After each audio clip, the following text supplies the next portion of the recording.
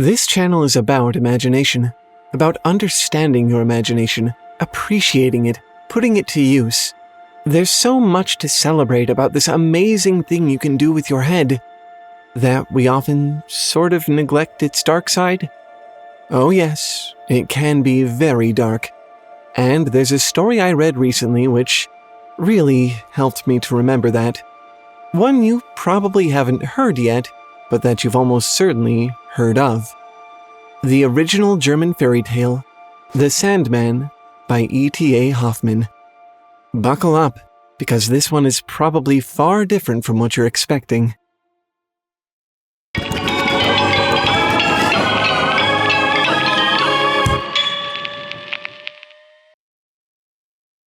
Before we get started with this video, there's a book I really have to recommend. The Golem and the Jinni by Helene Wecker, which is about a golem who loses her master and has to figure out how to be a person, if that's even possible for her. The recommendation will make a lot of sense as we get further into this video, but right now you can get it for free thanks to our sponsor, Audible. Visit the link in the description or go to audible.com/talefoundry to get started. Our story opens onto the life of a promising young man pursuing his dreams. Between his steady progress in college, a fine skill with poetry and philosophy, the love of his beautiful and intelligent fiancée, Clara, our Nathaniel seems to be well on track toward great things. But there is a complication. Despite the current path of his life, things have not always been so easy for him. There is a darkness in his mind, waiting to be unleashed. And one day, while about his business in town, he comes across a man who does just that. The merchant, Coppola. To most, this man is but a simple barometer dealer, hucking glassware and instruments from his cart. To Nathaniel, he's far more than that. When Nathaniel was a boy, he was told the tale of the Sandman, a strange figure who would come in the night to sprinkle sand into the eyes of children who refused to sleep. And not the magical sleep sand you've seen in so many adaptations either. The sand in this story would make children's eyes bleed, loosen them up in their sockets so that he could pluck them right out. And then, bloody eyes in hand, he would take them away to the moon to feed them to his horrible children, who ravened for their next meal like a nest of hungry young owl chicks. After hearing this story, he was more than horrified. He was obsessed. He began to think he was hearing footsteps on the stairs behind him as he went to bed. Was it him? Was it the Sandman come to steal his eyes? It was all he could think about, day in, day out. He finally decided that he had to see for himself. So late one night, he hid near the door to his father's study, watching the stairs. And what he saw changed his life forever. The creature who'd been following him up the stairs each night was not some strange fairy or apparition. It was his father's friend, the old lawyer Coppelius, a huge, gnarled, wickedly grinning monster of a man, whose very presence never failed to terrify him and his siblings. Surely he had been the Sandman all along. It only made sense in his child's mind. He watched in horror as, dressed in black robes, his father ushered the old man into his study. He watched as they proceeded through a hidden door into a secret room, as they fired some kind of forge within, as they worked through the night to shape strange humanoid objects within the flames, as they pulled them out to cool, great pits of darkness staring out from where their eyes ought to be. It wasn't until the old man demanded a pair of eyes from Nathaniel's father to complete the creation that the boy's fear got the better of him. He screamed out against his will and was discovered. In a fit of rage, Coppelius snatched Nathaniel out of his hiding place and declared that he had found a pair of eyes that they could use. Despite the old man's fury, his father was able to convince him to release the boy. But the damage had already been done. The Sandman had almost stolen away his eyes, like in the stories. His worst fear had nearly become a reality. And not long after, while Nathaniel was still trying to process this fresh trauma, something happened that would change this wound in his psyche to a wound in his soul. During another of these hushed visits, something went wrong with the strange project the two men were conducting. There was a wicked explosion in the study. When Nathaniel went to see what had happened, all he found was the ruins of the secret room and the blackened remains of his father's body. The old lawyer was nowhere to be found. Like his own personal demon, it seemed as if the old man had come for the sole purpose of ruining Nathaniel's young mind. That task accomplished, he had vanished from the boy's life. Until now.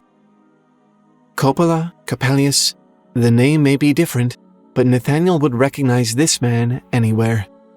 This glass merchant is his demon. The Sandman has found him once again. Or so he thinks. Before he can fall too far into his old obsession, Clara, his fiancée, is there to offer him her wisdom and support. He explains everything to her, and in short order she's able to make sense of the whole situation. This Sandman, Coppelius, Coppola hybrid creature was surely just his way of coping with a cruel situation as a child.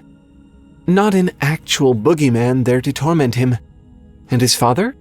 Likely just dabbling in alchemy, which is known to be fairly dangerous. The best thing for Nathaniel, she says, would be to put all of this as far from his mind as possible. The dark influence of Coppelius the lawyer or Coppola the glass merchant only act the way they do on him because he gives them such power. This should be a comfort to him. Unfortunately, Nathaniel just can't see it that way. He's able to confirm that Coppola is not Coppelius by way of a mutual contact, one Professor Spallanzani, a physics teacher who knows the merchant personally. It's something of early for him, but the encounter with his past has already started to change him. The vibrant, idealistic poet has started to become a fatalistic, miserable thing. He's surprised by Clara, cynical at her suggestions. How could someone with eyes so bright and childlike, he thinks, come to such a philosophical perspective on his past? The next time they speak about it, he tries some rationalizations of his own.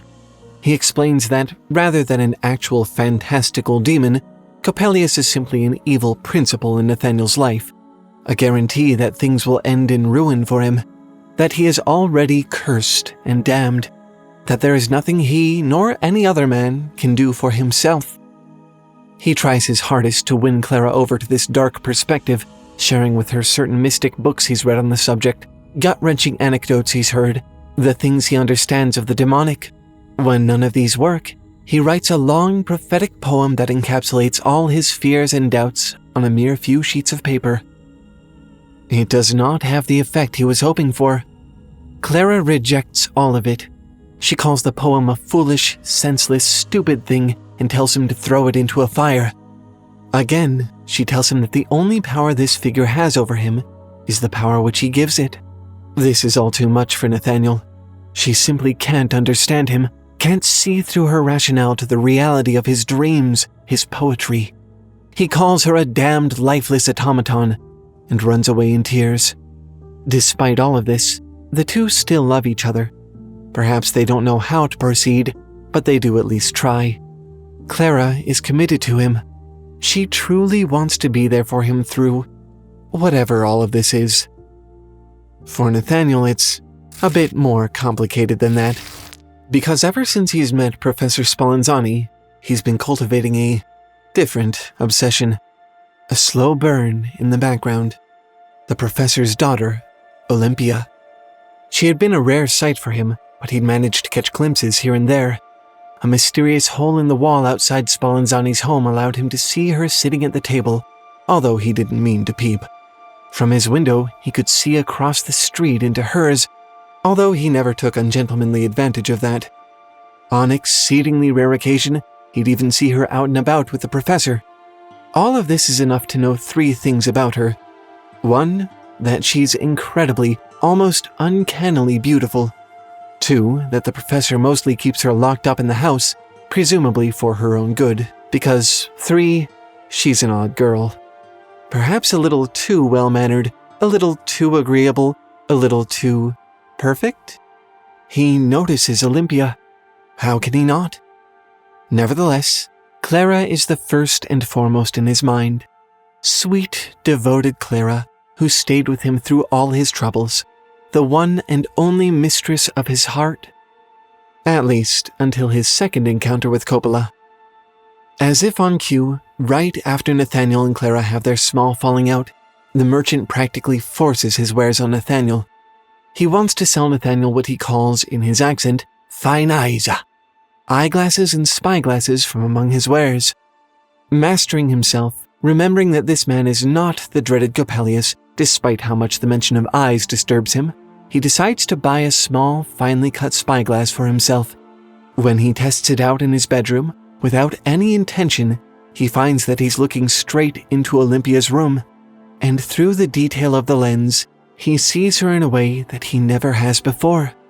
Something seems to light up in her eyes. He feels as though her gaze is meant for him. In that instant, she becomes the most beautiful thing in his world, and he finds that he can't tear his mind away from her. Clara is gone, replaced by the strange girl sitting motionless in her room, eyes wide open. All is Olympia. As he begins to spend time with her, he finds that she is very unlike Clara. She never interrupts his poetry with rationale, never dismisses his romantic fantasies. In fact, she says very little at all, only sighing in fond agreement most of the time. As he reads his book to her, dances with her at balls and gatherings, speaks with her about his ideals late into the evenings, she becomes his angel of poetry, his muse. Despite his friends' misgivings, how much they dislike her, how strange they think she is, how they refer to her surreptitiously as Miss Waxface, he decides that she is the one, that he must spend his life with her. He wastes no time. Gathering his courage, he finds the ring his mother had given him and rushes to her house to propose. But when he enters, he's greeted by a strange sight. Not beautiful Olympia sitting peacefully at the table as usual. Olympia being torn to pieces. Coppola and Spallanzani are pulling her back and forth between them, arguing over whom she belongs to. Spallanzani shouts that it's his clockwork inside her. Coppola roars that her eyes belong to him. Before Nathaniel can do anything to intervene, Coppola tears the girl from her father and proceeds to beat Spallanzani over the head with her lifeless body before taking her away forever, vanishing for the second time from Nathaniel's life. And all Nathaniel can do throughout all of this is stand and watch, stunned. She had been clockwork and wax. She belonged to Coppola, at least in part. Where her eyes had usually been, this time there were only great pits of darkness staring back. As you may have guessed by now, Olympia was no more than a very elaborate doll, perhaps the very same kind his father had been making with Coppelius all those years ago. All that remains of her now are a pair of bloody eyes on the floor. The image of them is burned forever into Nathaniel's mind. Nothing can be quite the same after this. It's all too much for Nathaniel to handle. Mind as broken as the automaton he loved, he's dragged away to an asylum, screaming all the way, "Spin round, wooden doll! Spin round, fire wheel!" Spallanzani is forced to leave the university for his hand in Nathaniel's fate, and for fooling everyone with his unethical creation. The local men grow paranoid of their lovers, asking them to sing and dance a little out of time, be a little less than perfect, just to be sure. Women are encouraged to speak their minds, make it clear that they are thinking for themselves, not just following mechanical programming. Olympia is gone. Coppola is gone. Spallanzani has been made an honest man. With these changes of circumstance, and with enough time, Nathaniel is, miraculously, able to recover, at least enough to leave the asylum. And as always, even after all he's done, after all his disloyalty and madness, his beloved Clara is there waiting for him. Under her tender care, he remembers how much he truly loves her. The Sandman spell seems at last to be breaking. Nathaniel is truly on the road to a life free of his childhood darkness. He decides that he will marry Clara after all, and together they attempt to put all that had happened behind them. They can have a future together. They even allow themselves to look forward to it, as if summiting the peak of their great mountain of troubles, ready to see a more hopeful vista before them, the two climb up to the top of the town hall's tallest tower together. And the view is very beautiful. The woods in the distance smell sweetly on the breeze. The hills rise up like a city of giants in the distance. Nathaniel takes out his spyglass to better take it all in. But when he looks through it, instead of the scenery, he finds that he's staring directly into Clara's eyes. And just as it had changed Olympia's eyes before, it changes hers now. They begin to roll about in her skull, flashing and sparkling with a fiery current inside them. And instantly, the darkness comes flooding back. Nathaniel begins to leap about in a frenzy, screaming the familiar refrain, "Spin round, wooden doll! Spin round, fire wheel!" Perhaps trying to end the madness, break the betraying wooden doll, smash the fiery wheel, he seizes Clara to throw her over the balcony. But by now, a crowd has gathered. Some of their friends arrive just in time to wrestle her away from him and prevent a tragedy. Or at least, one tragedy. Because when Nathaniel looks down at the crowd gathered at the bottom of the tower, who should he see staring at him but the Sandman himself, Coppelius, his own personal demon, grinning back. Others around the old man suggest that they go up to apprehend Nathaniel, but the man only laughs and promises that he'll come down of his own accord. And sure enough, meeting Coppelius's gaze, Nathaniel shouts, "Eh, fine eyes!" and hurls himself from the balcony. As if it were made of glass, his head shatters when it hits the ground. And now, for the last time, Coppelius turns his back on Nathaniel, vanishing into the ensuing confusion of the crowd. After all this time, Nathaniel is finally free of this dark influence. But look at the cost. That's the end of Nathaniel's story, but the tale itself actually ends several years later. Nathaniel isn't a part of it. Instead, we close with Clara. She's found a place at the side of a pleasant gentleman, and two bright boys play at her feet. Hoffman says that, freed of Nathaniel and his tempest-tossed soul, she is finally able to find domestic bliss, the peace she'd so craved.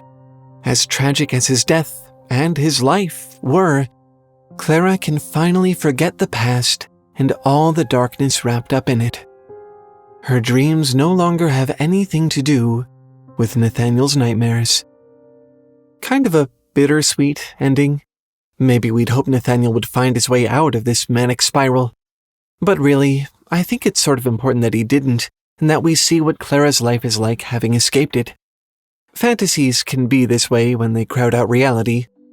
Like looking through a cursed spyglass, your preconceptions and ideals about how the world is or how it ought to be can easily pervert the world that you see, make it look different. And if you can't react to the world as it is, if you're interacting with a separate one which you've invented, there will almost always be some amount of pain involved. Those who protect your false world, the automaton dolls who agree and enable, will become beautiful to you.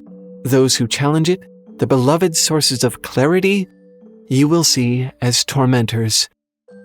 The dream, however terrible, may be easier to face, may offer you the benefit of false confidence or, like Nathaniel, a fatalism so profound it borders on euphoric. But I caution you, do not give your eyes over to the Sandman. He does not have your best interest at heart.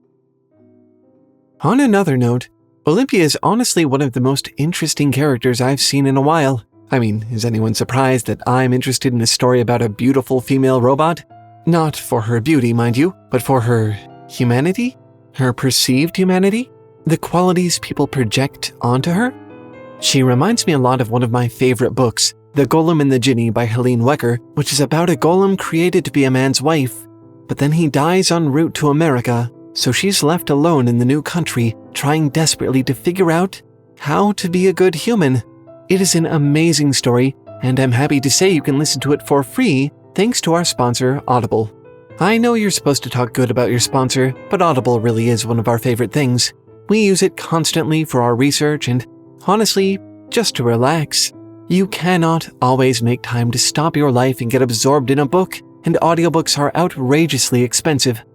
Audible removes all the difficulty of finding and buying and lugging around books, allowing us to handle all the things involved in running a channel like this while listening to our favorite stories. If you like this video, use this as an opportunity to hear The Golem and the Jinni for free. Sign up for a free 30-day trial by visiting audible.com/talefoundry or by texting code TALEFOUNDRY to 500-500. Links in the description. And when you're done with this book, that's not the end. There'll still be plenty left to experience.